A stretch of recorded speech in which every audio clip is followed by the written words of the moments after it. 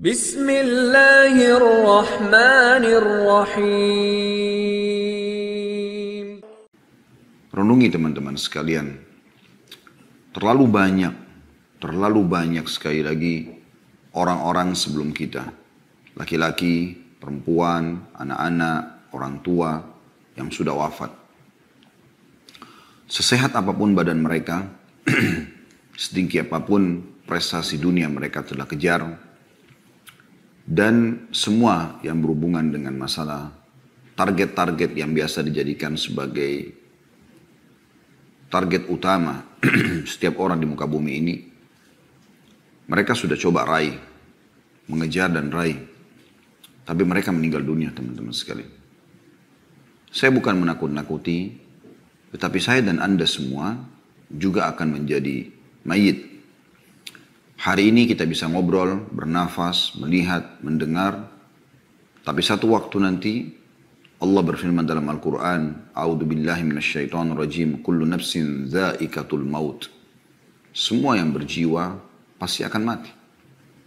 Orang-orang yang lebih baik daripada kita, para nabi-nabi, di ujungnya atau puncaknya adalah Nabi Muhammad sallallahu alaihi wa ala alihi wasallam juga wafat.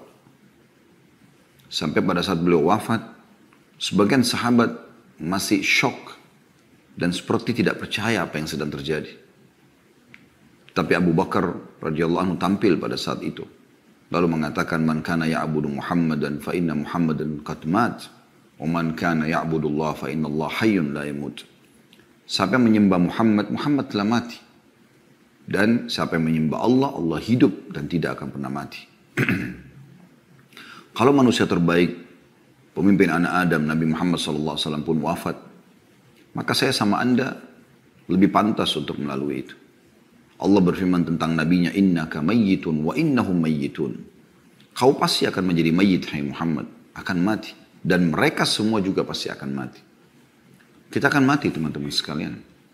Dan pada saat kita meninggal dunia, kita akan diminta pertanggungjawaban terhadap waktu, rezeki yang sudah Allah berikan selama di dunia. Kemana kita habiskan umur kita, waktu-waktu kita, harta yang telah Allah titipkan, pasangan hidup, keturunan. Orang mukmin sangat cerdas. Dia tahu pada saat dia berstatus suami, maka dia akan coba memaksimalkan tugas dia sebagai suami yang telah Allah bebankan, memberikan nafkah, pendidikan, perlindungan kepada istri dan juga anak-anaknya, sampai ajal datang. Yang dia jadikan target adalah ridha Tuhannya Allah subhanahu wa ta'ala, yang akan membalas terhadap apa yang dia lakukan.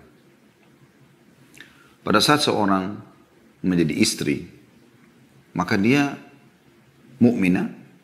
Tentunya kita bicara sosok mukminah, dan kita berharap wanita-wanita yang mengikuti acara kita ini juga termasuk dalamnya. Pada saat menjadi seorang istri, target dia adalah bagaimana mendapatkan ridha Tuhannya. Bagaimana dia melayani suaminya, mentaatinya, izin kalau mau keluar, memenuhi kebutuhannya, menjaga amanah rumah dan anak-anaknya. Hanya sampai ajal datang. Dan ajal pasti datang. Orang tua juga pada anak begitu. Dia bertugas sebagai orang tua, memberikan pendidikan yang terbaik dan menjadikan anak-anaknya sebagai amal jariah buat dia sampai ajal datang. Sosok anak juga seperti itu. Dia bertugas sebagai anak sampai ajal dia datang. Bagaimana dia menjadi anak yang patuh, yang bakti, memenuhi kebutuhan orang tuanya. Begitu juga yang lainnya. Pimpinan perusahaan, pimpinan negara, masyarakat terhadap pemimpinnya, sahabat terhadap sahabatnya, tetangga terhadap tetangganya. Semua itu teman-teman, semasa ajal belum datang. Maksimalkan dengan kebaikan-kebaikan. Karena Allah mengekalkan dalam Al-Quran dan tidak akan pernah salah. وَمَنْ يَعْمَلْ مِثْقَالَ ذَرَّةٍ خَيْرًا يَرَهُ. Siapa yang berbuat seperti biji sawi dari kebaikan, pasti dia akan lihat dan dia akan terima balasannya. وَمَنْ يَعْمَلْ مِثْقَالَ ذَرَّةٍ شَرًّا يَرَهُ. Dan siapa yang berbuat seperti biji sawi dari keburukan, dia pasti akan diperlihatkan dan diminta pertanggungjawabannya. Penyesalan selalu terakhir teman-teman sekalian. Dan jangan Anda tiba di penghujung itu baru ada menyesal. Para ulama mengatakan bahwasanya fenomena yang sedang terjadi, misal Orang bisa merasakan suka dukanya kehidupan, terutama dukanya misalnya sakit, gangguan orang. Ya. Apa saja yang mungkin Anda pernah alami selama hidup Anda.